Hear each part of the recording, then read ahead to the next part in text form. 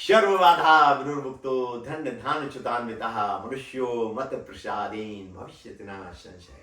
बोलो माँ दुर्गे की जय। नमस्कार दोस्तों, मैं हूं पंडित ठकुरेश पचौरी और YouTube पे आप अपना ये चैनल देख रहे हैं मित्रों, एस्ट्रोलॉजर ठकुरेश पचौरी। मेरे उपरोक्त मंत्रोच्चारण से मित्रों आप सभी को ये ज्ञात हो गया होगा कि आज हम किस संबंध में चर्चा करने के लिए उपस्थित हुए हैं। ठीक समझा मित्रों, आज हम बात करेंगे शारदीय नवरात्रि के महान पावन पर्व के बारे में कि इस महान पावन पर्व को कब मनाया जाएगा, माँ दुर्गा की पूजा का इतना ज्यादा महत्व क्यों है और शारदीय नवरात्रि का अपने आप में इतना ज्यादा क्यों महत्व है, कलश स्थापना का विशेष मुहूर्त क्या है, इन समस्त विषयों पर हम चर्चा करने के लिए आज उपस्थित हुए हैं। तो आप सभी से अनुरोध है कि अंत तक मेरे साथ इस चर्चा में अवश्य बने रहें, संपूर्ण जानकारी को प्राप्त कर उसका लाभ लेने के लिए। और यदि चर्चा पसंद आए मित्रों तो आप सभी से अनुरोध है कि इस चर्चा को ज्यादा से ज्यादा सोशल मीडिया पर शेयर करें ताकि आपके अन्य मित्र और रिश्तेदार भी इस जानकारी का पूर्ण रूप से फायदा ले सके। मित्रों, जैसा कि आपको ज्ञात है कि आश्विन मास का कृष्ण पक्ष का पखवाड़ा पितरों को पूर्ण रूप से समर्पित था। आश्विन मास का शुक्ल पक्ष का पखवाड़ा मां दुर्गा के 9 रूपों का क्रमशः महोत्सव के रूप में तथा साथ साथ मर्यादा पुरुषोत्तम भगवान राम और रावण के युद्ध से अन्याय पर न्याय के विजय का पखवाड़ा है। और इसे हम शारदीय नवरात्रि के रूप में मित्रों प्रतिपदा से घर घर में कलश स्थापना करके या अन्य अपनी सामर्थ्य के अनुसार मां दुर्गा की पूजा और उनका आवाहन करके मित्रों मनाते हैं। प्रतिपदा तिथि जो मित्रों है यानी नवरात्रि जो शारदीय नवरात्रि है मित्रों वो 3 अक्टूबर 2024 दिन गुरुवार से प्रारंभ हो रही है।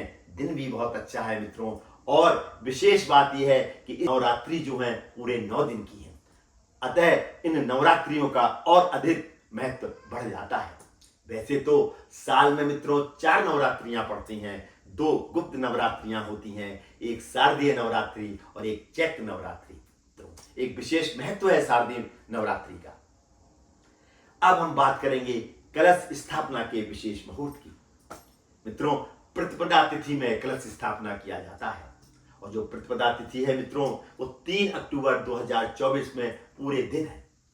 और जो सुबह मुहूर्त है कलश स्थापना का वो सुबह 6:15 से लेके 7:22 तक का है। और जो अभिजित मुहूर्त है मित्रों कलश स्थापना का वो दोपहर में मित्रों 11:46 से लेके 12:33 के मध्य है।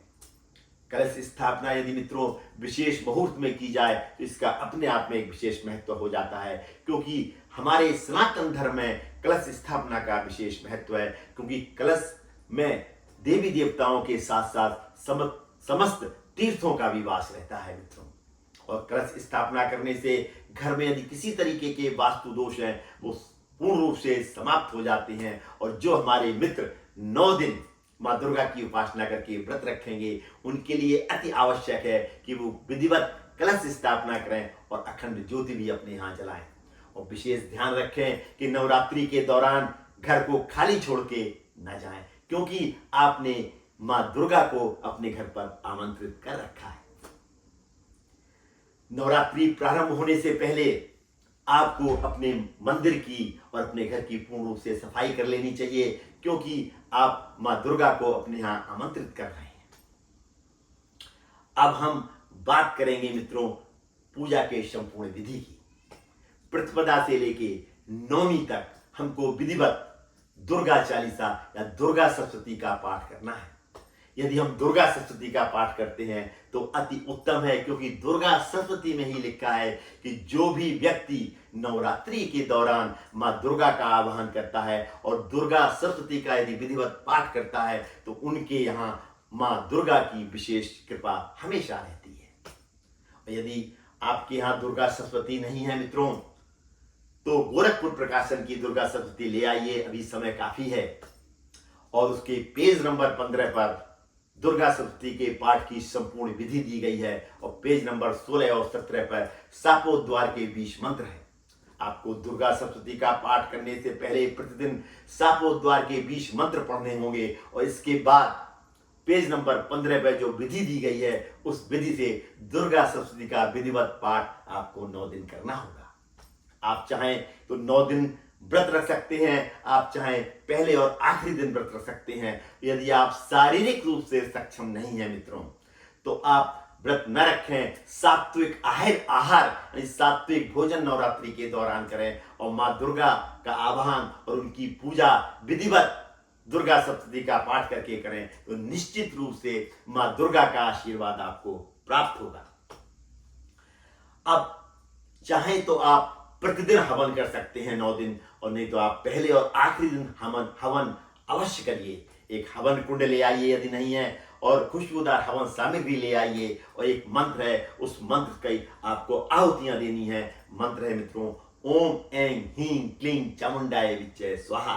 11, 21, 51 या 108 बार मंत्रों की आप आहुति देके आप हवन कर सकते हैं। ये आपकी सामर्थ्य के ऊपर है। इसके बाद उस हवन कुंड को पूरे घर में मित्रों अवश्य घुमाइए, तो घर में किसी भी प्रकार की यदि नकारात्मक ऊर्जा होगी वो पूर्ण रूप से मित्रों समाप्त हो जाएगी। देवी प्रतिमाओं का जो देवी प्रतिमाएं स्थापित की जाती हैं पंडालों में, जो पंडाल लगते हैं मित्रों, वो छठी तिथि प्रातः 7:36 के उपरांत यानी सप्तमी तिथि में मूल नक्षत्र में देवी प्रतिमाओं की स्थापना की जाएगी पंडालों में मित्रों। और अष्टमी तिथि में रात्रि की जो पूजा है वो महानिशा काल में 10 अक्टूबर 2024 दिन बृहस्पतिवार को मित्रों की जाएगी। और महानवमी और महान अष्टमी के व्रत का जो मान है मित्रों वो 11 अक्टूबर 2024 दिन शुक्रवार को मित्रों होगा। यानी आपको महानवमी और महाअष्टमी का यदि व्रत रखना है तो उसका मान 11 अक्टूबर 2024 को है मित्रों। और नवमी से संबंधित समस्त पूजा पाठ जो प्रतिदिन चल रही थी प्रतिपदा से हवन इत्यादि, वो हमको 11 और 12 अक्टूबर के भोर यानी 5:47 से पहले हमको समाप्त कर लेना है। और जो व्यक्ति 9 दिन मित्रों व्रत रहते हैं उनको अपने व्रत का पालन 12 अक्टूबर 2024 दिन शनिवार को करना होगा। और इसी दिन मित्रों विजयादशमी का महान पावन पर्व मनाया जाएगा। और दुर्गा प्रतिमाएं जो दुर्गा पंडालों में स्थापित की गई थी मित्रों, उनको इसी दिन उन प्रतिमाओं का विसर्जन मित्रों किया जाएगा। कैसा लगा मित्रों आपको ये एपिसोड? यदि अच्छा लगा तो जय माता दी अवश्य कमेंट बॉक्स में लिखें। इससे ये ज्ञात होगा कि आपको ये जो चर्चा है वो अत्यंत पसंद आई है। आज मैं अपनी वाणी को इस भावना के साथ में मित्रों विराम देता हूं कि आप सभी पर मां दुर्गा की विशेष कृपा बनी रहे। और यदि घर में किसी प्रकार की समस्याएं हैं तो उन समस्याओं का पूर्ण रूप से निदान हो, पूर्ण रूप से अंत हो। पुनः मुलाकात होगी किसी ऐसी विशेष जानकारी के साथ। तब तक अपना ये चैनल देखते रहिए और इस तरीके की जानकारियां प्राप्त कर उनका घर बैठे लाभ लेते रहिए।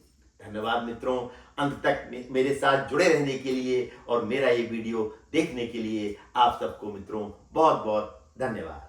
बोलो जय मां दुर्गे की जय।